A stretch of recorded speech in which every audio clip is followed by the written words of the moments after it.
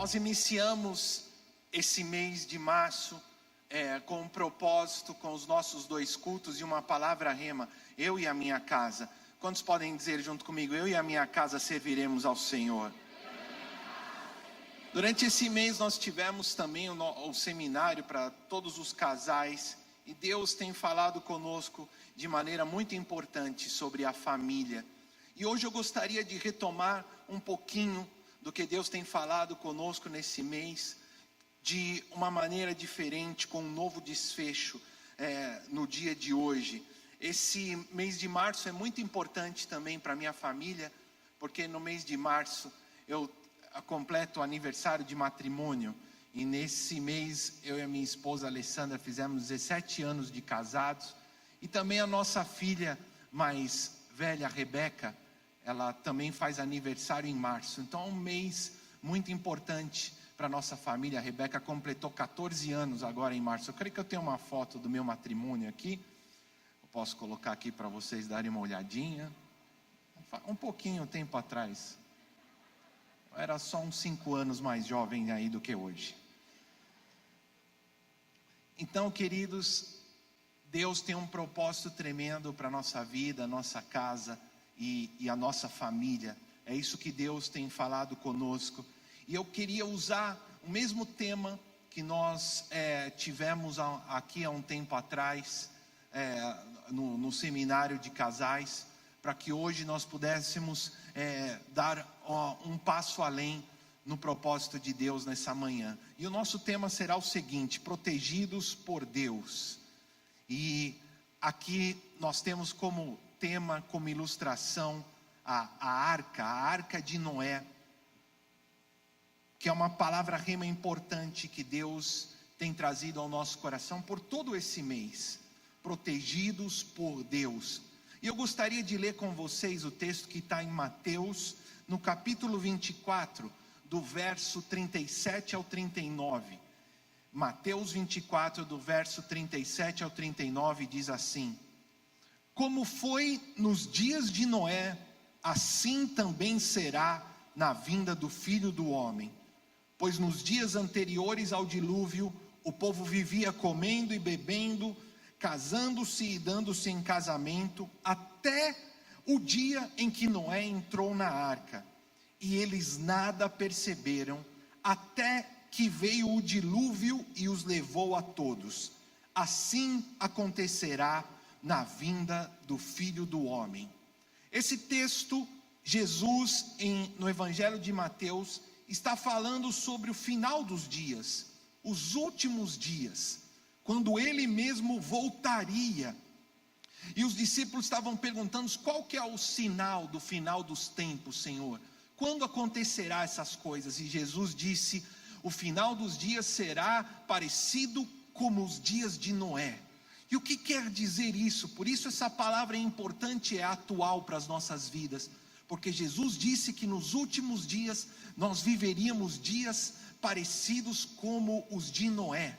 E se você voltar um pouquinho lá em Gênesis, como eram então os dias de Noé? Será que nós estamos vivendo dias parecidos com os dias de Noé hoje? Como eram os dias de Noé? Eu quero falar para vocês algumas características dos dias de Noé. A humanidade havia se corrompido. As pessoas tinham perdido a moral, a dignidade e os valores. Essa é uma característica dos dias de que Noé viveu. Os homens, as mulheres, toda a humanidade agia de maneira imoral e valorizavam mais o desejo da própria carne do que a Deus. Viviam de maneira desenfreada, segundo o desejo da própria carne. Há mais uma coisa que diz sobre os dias de Noé na Bíblia: que a maldade havia se multiplicado sobre a terra. Vocês estão ouvindo? A maldade havia se multiplicado sobre a terra, e os homens se tornaram perversos, e tinham os seus pensamentos e os desejos do seu coração voltados para o mal. A Bíblia diz que a terra, a humanidade nos dias de Noé, era uma terra corrompida e cheia de violência, ao ponto de Deus ter se arrependido de ter formado o homem. A maldade, a perversidade, a violência no coração dos homens era tanta, que diz a Bíblia que Deus se arrependeu de ter formado o homem, de ter criado o homem. E eu queria que você pensasse por um momento nos dias que nós estamos vivendo. Se aqui cada um de nós pudesse agora, num minuto, fazer uma retrospectiva da última semana, dos últimos 15 dias, das notícias que nós vemos aqui na nossa cidade, na nossa nação, ao nosso redor. Quantas coisas, quanta maldade, quanta perversidade, quantas coisas terríveis nós temos visto, quantas notícias têm se multiplicado ao nosso redor. Eu não sei vocês, mas muitas vezes nós estamos ali em casa vendo uma notícia, ou noticiário, ou lendo, e você pensa assim: uau, como pode haver tanta maldade no coração do ser humano? E esse também é os dias que nós estamos vivendo, em que a maldade, a imoralidade, as pessoas têm batido os ombros, zombado de Deus. Por isso nós vivemos dias muito parecidos como os dias de Noé, e essa palavra é muito importante para nós. Da mesma maneira como os homens viviam de maneira perversa, Jesus falou, e batiam os ombros, e eles olhavam para Noé e a sua família construindo uma arca, um transatlântico no meio do deserto, e as pessoas riam e zombavam deles, e diziam: jamais, que nem chovia direito naquela região, nem chovia, e Noé construindo uma arca com a sua família, ele levou anos, décadas nesse projeto, e as pessoas batiam o ombro, riam, zombavam e viviam segundo a sua perversidade, até o dia em que começou a chover e Deus mesmo fechou a porta da arca, e ninguém mais pôde entrar por ela. E Jesus disse: assim será a vinda do Filho do Homem, assim acontecerá no final dos tempos. As pessoas baterão os ombros, rirão, dirão: isso não é para mim, ou rirão de Deus e da sua palavra, e daqueles que servem a Deus, baterão os seus ombros, e até que seja fechada a porta da graça. E repentinamente essa porta será fechada, e o final dos dias chegará, sem que as pessoas se apercebam. Jesus virá de repente, de surpresa, e quando as pessoas menos esperarem, essa porta que hoje está aberta da graça será repentinamente fechada. Assim será no final dos dias. Jesus estava dizendo aqui em Mateus, no texto que nós acabamos de ler. Por isso, querido, eu quero que você saiba de uma coisa: Deus tem um plano para você e para a sua casa. Mesmo que nós estejamos vivendo num mundo mau, mesmo que nós estejamos vivendo dias terríveis, ou tão maus como os dias de Noé, quando Deus se arrependeu de ter feito o homem, Deus quer separar você e a sua casa, para que tenha uma aliança com Ele. Deus quer estar te chamando, homem, para ser um homem de Deus nessa geração. A você, mulher, para ser uma mulher de Deus nessa geração. Deus escolheu você e a sua casa para que estejam de dentro dessa arca de proteção, para que seja uma família que tenha uma aliança com Deus. Deus quer fazer uma aliança com você e a sua família. Quantos desejam isso nessa manhã? Diga para quem está ao seu lado, para você me colaborar com a pregação: Deus quer fazer uma aliança com você e a sua família. O plano de Deus, querido, envolve toda a família, envolve toda a casa. Eu tenho aqui um texto em Gênesis 9, 8 e 9, que diz assim, pode colocar para mim: então disse Deus a Noé e seus filhos que estavam com ele: vou estabelecer a minha aliança com vocês e com os seus futuros descendentes. A minha filha, que acabou de completar 14 anos, quando ela nasceu, eu e a minha esposa oramos, e Deus nos deu esse versículo, esse texto que está aqui, como uma palavra para a nossa casa, para a nossa família. Ela foi a nossa primeira filha, e nós estávamos ali temerosos, orando pelo nascimento dela, quando Deus nos deu essa palavra. Deus disse a Noé e aos seus filhos que estavam com ele: vou estabelecer a minha aliança com vocês e com seus futuros descendentes. E a Rebeca, todo o quarto dela quando ela nasceu era da arca de Noé. E nós fizemos um quadrinho com esse versículo, e colocamos na porta do quarto dela: eu vou estabelecer uma aliança com você e com seus futuros descendentes. Os avós deram para ela o primeiro brinquedo que ela teve, foi uma arca. E Deus nos deu essa palavra da aliança com a família e os seus descendentes. Quando a Rebeca nasceu, tem uma foto dela pequenininha aqui, com o berço. Olha que fofinha que ela era. A Rebeca nasceu com os olhos bem grandes e os cílios compridos. A mãe orava quando ela estava ainda no ventre, que ela nascesse com os cílios compridos. Só pode ser oração de mulher isso. Eu nem sabia direito que uma pessoa tinha cílio. E minha esposa orava para que ela nascesse com os cílios compridos. E deu certo, porque ela foi conhecida no berçário como a menina que tinha os cílios compridos. Aí que eu descobri o que era um cílio. E aqui estava a Rebeca no seu bercinho ali, e todo o tema do seu quarto era com essa palavra. Diga para você mesmo agora: Deus vai estabelecer uma aliança comigo e com os meus descendentes. E olha só, há algo tremendo que nós vemos aqui. A Bíblia, diante de toda a maldade que aquelas pessoas viviam, a Bíblia diz que Noé era um homem justo, íntegro e andava com Deus. E eu quero que você saiba de uma coisa, querido: esse é o plano de Deus para você. Eu não sei como você é conhecido pela sua família, pelos seus amigos, no seu trabalho, mas o plano que Deus tem para você é esse: que você seja um homem e uma mulher justo, íntegro e que ande com Deus nessa terra. Noé achou graça diante de Deus, porque ele era um homem justo, um homem íntegro e um homem que andava com Deus, mesmo diante dos dias maus. E esse é o plano de Deus para você, que você venha andar com Deus. Algo me chama a atenção em Noé. A Bíblia diz que ele andava com Deus. O que quer dizer isso? Por onde Noé ia, ele falava com Deus, ele tinha um relacionamento com Deus, ele era guiado por Deus nos seus caminhos. E esse é o propósito de Deus para você: que você não seja um crente, um cristão só aos domingos, que você não ouça a palavra de Deus, mas no seu trabalho, ou com a sua família, ou com os seus filhos, ou com a sua esposa, ou com o seu marido, você haja como um ímpio. Que você ande com Deus todos os dias da sua vida. Esse é o plano de Deus para você: que você tenha um relacionamento pessoal com Deus, que você tenha uma vida de oração e ouça a sua voz e a sua palavra, e que você ande com Deus, que por onde você vá, você faça a diferença no meio do mundo mau, que você seja um exemplo, a começar na sua própria casa, para sua esposa, para os seus filhos, a esposa para o marido, para os filhos. Que você seja um exemplo no seu trabalho, que a sua conduta faça a diferença no meio desse mundo mau.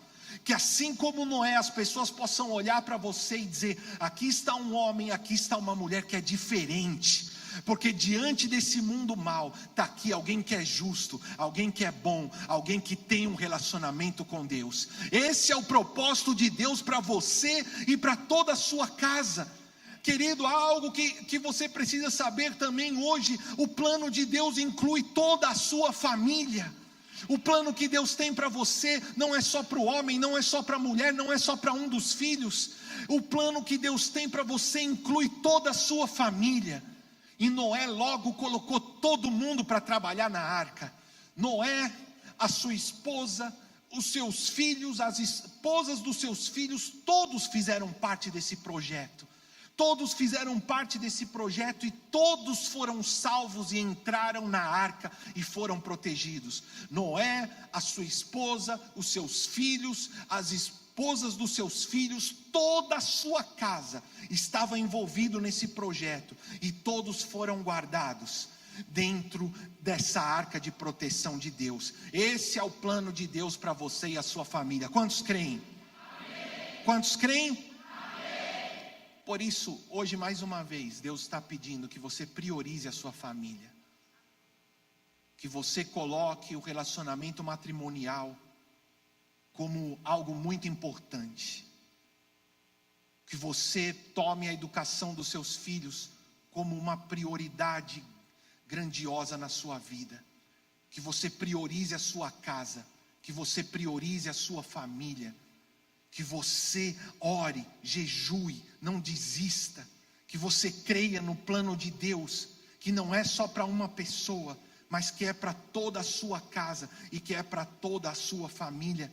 Queridos, a Bíblia nos ensina: crê no Senhor e será salvo tu e a tua casa. O plano de Deus é para toda a casa, para toda a família. Que você possa valorizar e amar a família que Deus te deu. Que você possa tomar um papel de oração, de amor, de exemplo, de cuidado. Mas sabe o que é, pastor? Que eu trabalho muito, é que eu sou muito ocupado, eu tenho tantas coisas para fazer que eu não tenho muito tempo. Eu quero que você saiba de uma coisa. Quantos homens vieram aqui hoje? Podem levantar a mão. Quantos homens casados vieram? Podem levantar a mão. O papel mais importante, o trabalho mais importante que você tem nesse mundo, diante de Deus, é ser um marido. Esse é o papel mais importante que você tem diante de Deus como homem nessa terra. Esse é o seu principal trabalho: amar e cuidar da sua esposa como a si mesmo. E o segundo principal trabalho que você tem, homem, depois de ser um marido, é ser um pai para os seus filhos, aqueles que têm filhos. Esse é o segundo trabalho mais importante, é o segundo papel mais importante que você tem nesse mundo.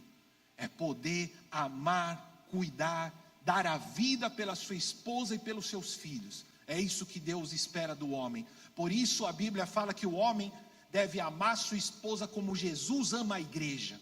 Ou seja, ao ponto de dar a vida por ela se for necessário. Por isso, querido, você precisa colocar as coisas no devido lugar.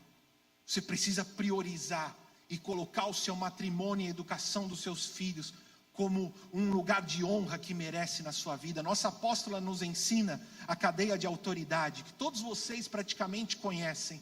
Está no livro A Família que Deus Projetou.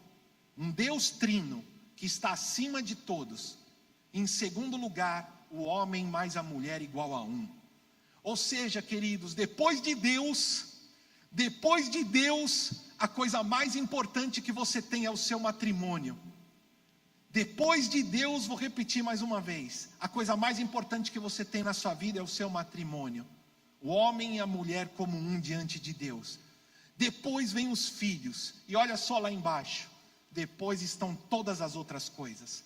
A parentela, o trabalho, a igreja, os amigos. Primeiro deve estar Deus na sua vida. Em segundo lugar, o matrimônio. Em terceiro lugar, os filhos. E depois vem o trabalho e todas as outras coisas. Esse é o plano de Deus para você e para a sua casa. Se você tem que tomar uma decisão, é muito fácil, olhe para aqui.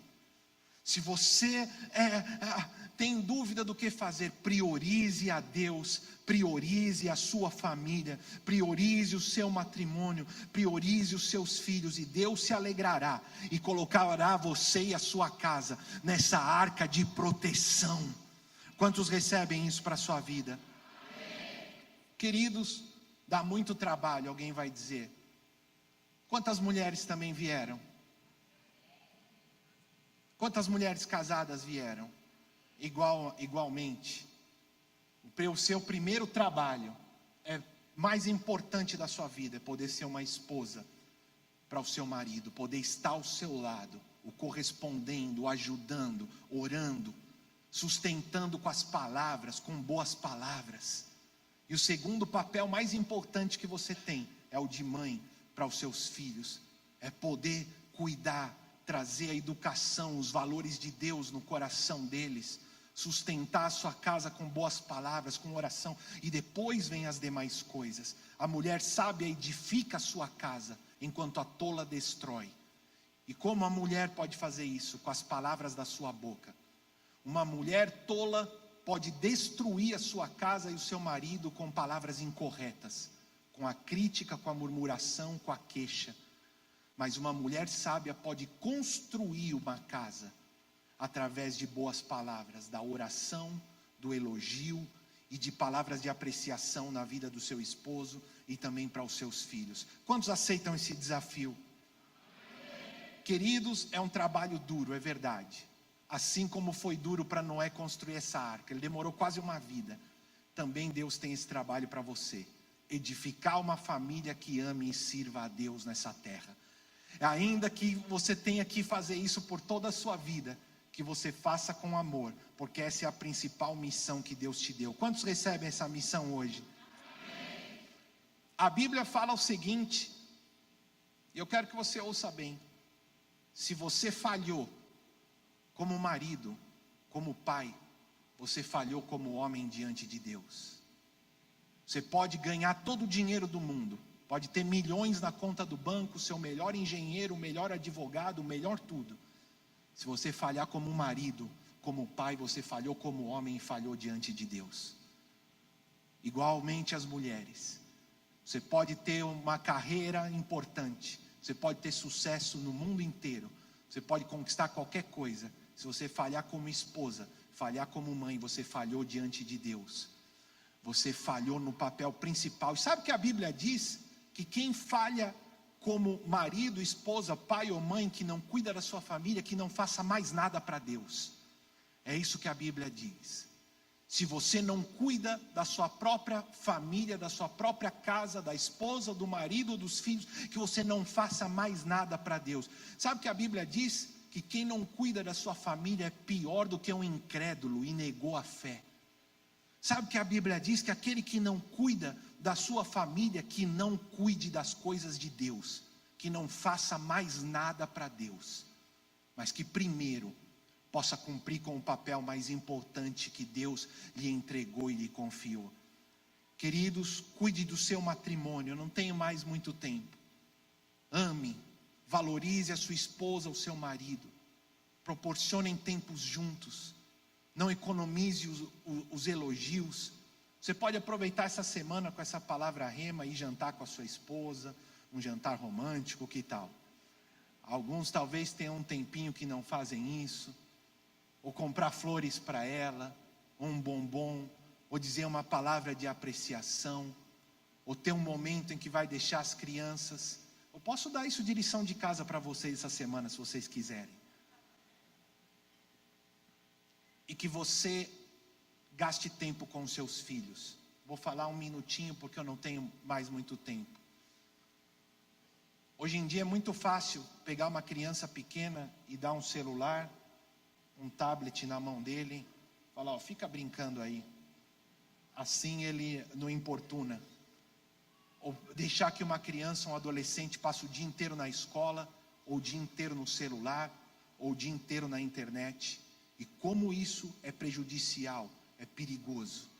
Cada um hoje tem um aparelhinho desse no bolso, e há um minuto para que alguém se desvie do propósito de Deus, uma criança, um adolescente ou um jovem, com jogos impuros, se contamine com a violência, com a imoralidade, com o pensamento do mundo. E as crianças e os adolescentes precisam da supervisão dos pais, precisam do amor dos pais, precisam do diálogo dos pais todos os dias. Que você converse com os seus filhos quando eles chegam da escola, perguntando como foi, o que ele aprendeu, o que ele viu. Que você leia os livros que ele lê. Que você, se for dar um aparelhinho desse para ele pôr no bolso, você sabe que até os 18 anos, muitos até mentem a idade no perfil para ele poder ter o aparelhinho que seria apropriado só depois dos 18 anos. Então, se você for dar um aparelhinho desse para os seus filhos, que você monitore, que você coloque limites, que você veja o que eles estão vendo, que você esteja presente, educando, colocando limites, disciplinando, amando, conversando e fazendo isso todos os dias. Que você não terceirize os seus filhos para os outros cuidarem. Que você não terceirize os seus filhos para a escola, não terceirize para outra pessoa olhar eles, para o celular, para a televisão, para o Netflix. Mas que você mesmo faça isso, ensinando valores, estando ao lado deles, porque esse é o propósito de Deus para você e para toda a sua casa. Que você e a sua família, diante do mundo mal, estejam protegidos e guardados por Deus. E quando a condenação vier, quando a chuva vier, e será de um dia para o outro, quando o dia mal vier, é o que Jesus estava falando, vai ser assim, como nos dias de Noé, e a porta foi fechada, e quando a condenação chegar, você e a sua casa estarão guardados por Deus, estarão protegidos nessa arca. Quantos aceitam esse desafio para a sua vida nessa manhã? Diga: eu e minha casa serviremos ao Senhor. Esse é o próximo ponto que eu tenho aqui, uma família sacerdotal. O que é uma família sacerdotal? É uma família em que todos servem a Deus, em que todos têm um compromisso com Deus. Uma família que serve a Deus junta em unidade. E esse é o plano de Deus para a tua família. Que vocês trabalhem juntos, como Noé e a sua família trabalhou para construir essa arca. Que você e a sua família trabalhem pela igreja de Deus, pela obra do Evangelho, para construir a obra de Deus nos dias de hoje. Nós somos chamados a servir. Diga: eu sou chamado a servir. Você sabia que o apóstolo Paulo e a Bíblia fala que a igreja é o corpo de Cristo? Diga junto comigo: eu sou o corpo de Cristo. Sabe o que quer dizer isso? Que você é uma pequena célula, é uma pequena parte do corpo de Cristo. E sabe o que quer dizer isso? Que você tem uma função, que você foi chamado para servir. Você não pode simplesmente vir aos domingos, assistir à igreja como se fosse um teatro, ou sentar na cadeira e achar que está fazendo o seu papel como cristão. Porque se você é a igreja de Cristo, você precisa servir. Você precisa cumprir o seu papel no corpo de Cristo. Quando no nosso corpo tem uma célula morta, uma célula que perdeu a função, o que acontece com ela? Quem sabe aí melhor do que eu? Tem algum professor de biologia, ciências aqui? O que acontece quando uma célula perde a função ou morre no nosso corpo? Ou não faz nada? Ela morre e ela vai ser descartada ou pode até virar um tumor. Agora, querido, que você é parte do corpo de Cristo e Deus te chama a servir. E o propósito de Deus é que você e toda a sua família sirvam a Deus em unidade. Esse foi o exemplo, o testemunho que meus pais me deram. Hoje eu estou aqui pregando para vocês, porque há mais de 30 anos atrás, meus pais firmaram uma aliança com Deus de amar, servir a Deus sobre todas as coisas. E eu cresci na minha casa vendo o exemplo dos meus pais, amando, servindo a Deus, pregando o Evangelho, amando a igreja de Jesus. E eu cresci, tanto eu quanto a minha irmã. A pastora Priscila esteve pregando ontem aqui para os jovens à noite. Nós crescemos vendo o exemplo dos nossos pais, que serviam, amavam a Deus, que pagavam um preço, que também investiram na nossa vida, no nosso ministério. Eu, quando fui adolescente, não foi uma pessoa tão fácil. Acabei tomando decisões erradas, olhando muitas vezes para o mundo, e meus pais tiveram paciência, oraram por mim, não desistiram da minha vida, não me obrigaram a nada, mas me incentivaram e deram um exemplo. Que você, pai e mãe, possa incentivar, orar uns pelos outros, pelos seus filhos, e possam dar um exemplo de alguém que ama a Deus, que serve a Deus, que não negocia com as coisas de Deus, porque essa marca vai fazer toda a diferença na vida dos seus filhos. E hoje o mesmo que meus pais fizeram por mim, é o que eu tento fazer pelas minhas filhas. Desde pequenas elas viam os pais amando a Deus, servindo a Deus. Nós tínhamos uma célula na nossa casa, e elas eram pequenininhas, e elas já sonhavam em ter a sua própria célula. A Rebeca brincava, quando era pequena, ela colocava as bonecas assim, e os ursinhos, e fazia uma célula. Ela brincava de fazer a célula. Uma vez eu vi um ursinho com o braço todo enfaixado. Ela falou: é um enfermo que veio na célula, e hoje nós estamos orando para que ele seja curado. Ela brincava de dar aconselhamento. Mas é muito cedo talvez para uma criança, um adolescente. Você vê que a maldade não tem perdido tempo. Crianças com 8, 9, 10 anos estão sendo induzidas, despertadas para a sexualidade, para a homossexualidade, para a violência. Que você tenha os seus olhos bem abertos para a sua família, para os seus filhos, e dê um bom exemplo a eles. mas que você seja esse exemplo em primeiro lugar. Se um filho olha para os pais e vê ele falando mal da igreja, falando mal do pastor, ou se queixando do ministério, ou se um filho pequeno olha para os pais e vê, meu pai não foi esse domingo porque tinha jogo, ou ele tinha outra coisa para fazer, ele vai guardar essa mensagem, e depois quando ele puder escolher, ele vai dizer, olha, o culto não era tão importante, servir a Deus cansa, meu pai vivia reclamando. Os filhos aprendem com um exemplo, que você e a sua casa sejam um exemplo. Se hoje eu posso estar aqui pregando para vocês, é graças ao investimento, o exemplo dos meus pais, que sempre me amaram, tiveram paciência, oraram por mim e me deram um exemplo. Ontem eu estava falando com a apóstola, que é a minha mãe, ontem à noite falando no telefone com ela, e ela falou para mim, Fábio, que você vá, pregue com autoridade, com unção profética. Ela disse, você é o meu filho primogênito, você é o herdeiro do meu ministério, que você vá e pregue com autoridade. Ontem à noite, minha mãe estava ali dizendo essas palavras para que eu pudesse estar aqui. E esse é o propósito de Deus para a sua casa. Para terminar, eu quero mostrar aqui a foto das minhas filhas, como elas começaram cedo no ministério. E o primeiro ministério delas era a dança. Olha só as bailarinas. Ainda bem que elas não estão aqui, senão vão falar, pai, você está fazendo pagar mico. Que agora elas já são jovens. E aqui elas começaram cedo servindo a Deus através das danças, e os talentos foram crescendo. Pode colocar a próxima. Está aqui elas já maiores, a Rebeca cantando no teatro, a Raquel dançando balé. E o nosso desafio tem sido agora a célula de jovens, que é na minha casa aos sábados. E nós estamos pagando o preço agora para que a Rebeca tenha sua própria célula. Ela tem 14 anos e é líder da célula, a Raquel é auxiliar. Está aqui uma foto da uma das últimas células que elas fizeram aí nas últimas semanas.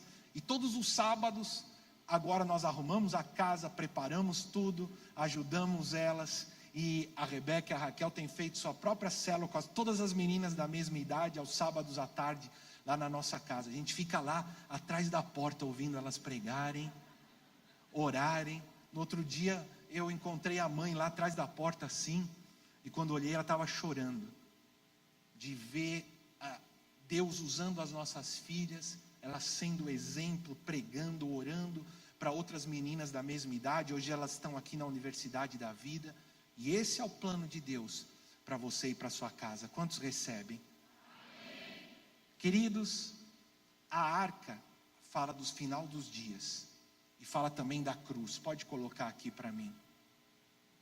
O material que a arca foi construída fala de duas coisas importantes para a nossa vida hoje, e com isso nós vamos orar.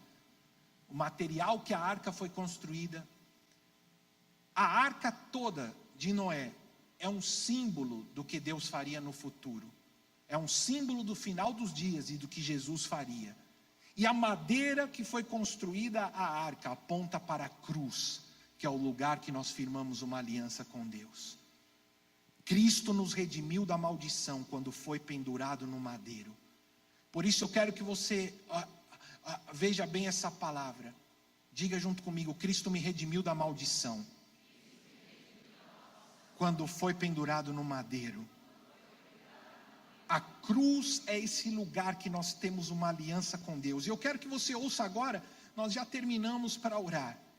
Somente a conclusão. Eu não sei o que você tem vivido na sua casa, ou que maldições hoje estão alcançando o seu matrimônio e a vida dos seus filhos.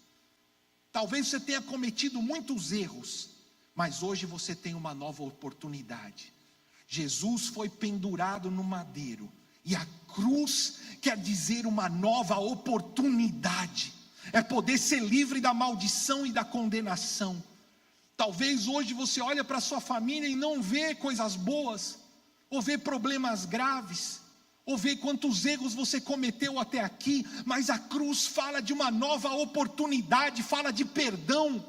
A cruz é um lugar de perdão, a cruz é um lugar de nova oportunidade, de reconciliação, de ressurreição do que foi perdido, do que estava morto.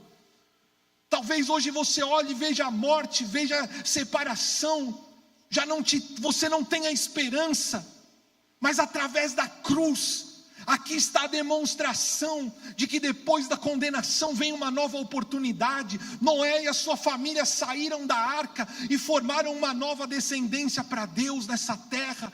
Há uma nova oportunidade. Se hoje você olha para a cruz, assim como Noé e a sua família foram guardados e saíram para uma nova vida diante de um tempo mau, através da cruz você e a sua casa têm uma nova oportunidade para poderem estar reconciliados, para poderem exercer o perdão, para poderem tampar as brechas e viver o propósito de Deus para a sua vida hoje. Quantos creem? E há mais um elemento na construção da arca.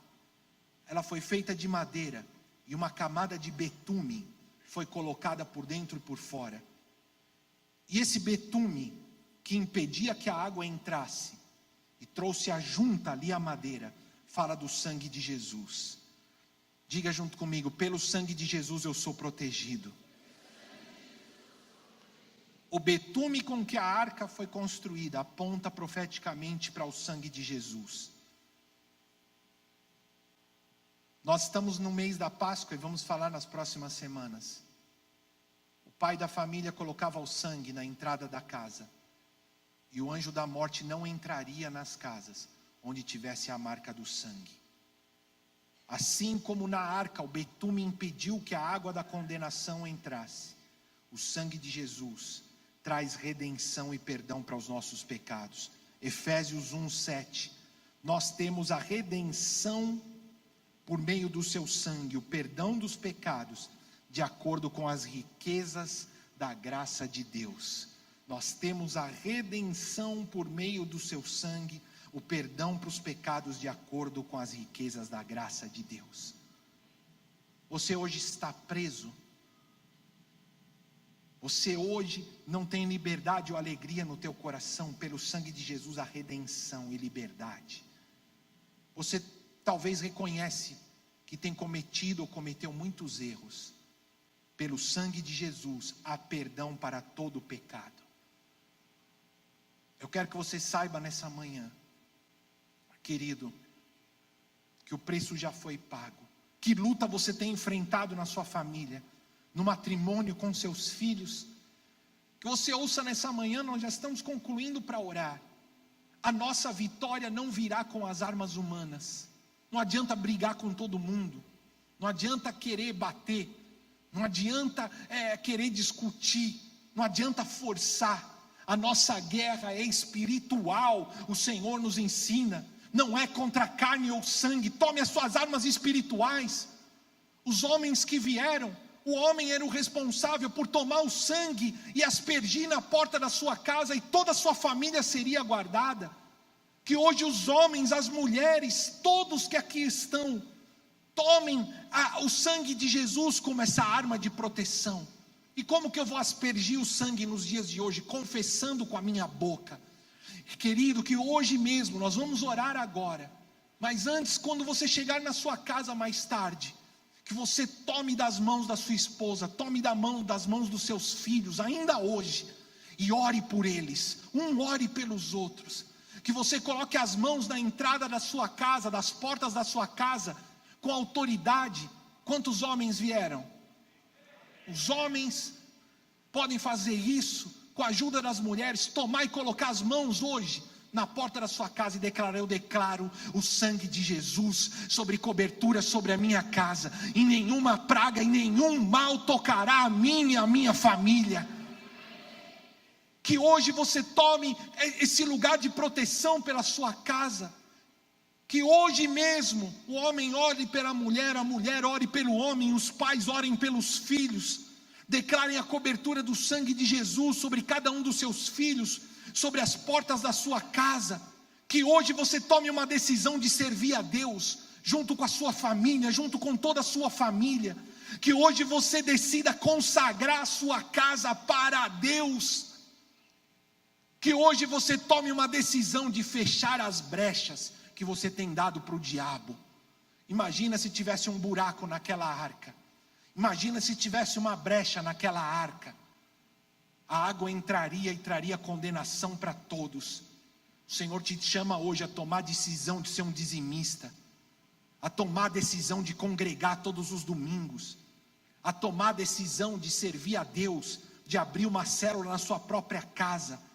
O Senhor te chama hoje a decisão de ser um exemplo para os seus filhos, de amor, de compaixão, de serviço a Deus, a abrir mão do que tem que abrir mão, a pagar o preço, a fechar as brechas e a dar as mãos para declarar o poder do sangue sobre a vida do outro e sobre os nossos filhos. E então, diz o Senhor, ainda que a condenação venha, ainda que o dia mau chegue, você e a sua casa serão protegidos pelo Senhor. Ainda que o mundo todo pereça, nenhum mal chegará à tua casa, nenhuma praga te tocará, porque há um Deus que te guarda, há um Deus que te cuida, há um Deus que te protege, e esse é o plano de Deus para você e a sua família. Quantos creem e recebem?